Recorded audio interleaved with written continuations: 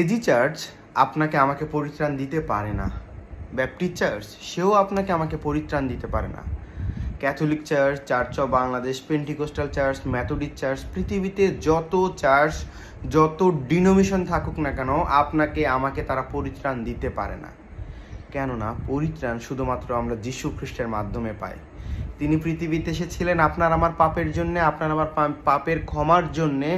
তিনি আমাদের জন্য ক্রুশে মৃত্যুবরণ করেছিলেন এবং এমন একটি দিনে তিনি 3 দিন পর মৃত্যু থেকে উঠেছিলেন, যেন আমরা নিশ্চিত হতে পারি আমরা অনন্ত জীবনের অধিকারী হয়েছি।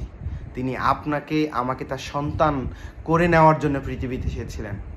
তো জাগতিক ডিনোমিনেশন, জাগতিক মণ্ডলী আপনাকে আমাকে যিশুর পথে শিক্ষা দিতে পারে, কিন্তু যিশুকে গ্রহণ, যিশুকে ধারণ এবং যিশুর কথা অন্যকে বলা, যিশু যা বলেছেন সেভাবে আমাদের লাইফকে চলা, অন্যকে যিশুর শিষ্য করা এবং যিশুর কথা বলা যারা এখনও যিশুকে জানে না, এটা আমাদের দায়িত্ব।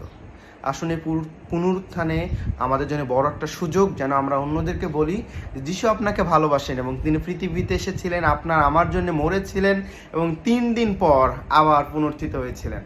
ঈশ্বর আপনাকে আশীর্বাদ করুন। আসুন আমরা আমাদের ভরসা, আমরা আমাদের বিশ্বাস যীশু খ্রিস্টের উপরে রাখি এবং বাইবেল পড়ি, যেন ঈশ্বরকে জানতে পারি, ঈশ্বরের ইচ্ছাকে জানতে পারি। শুভ পুনরুত্থান।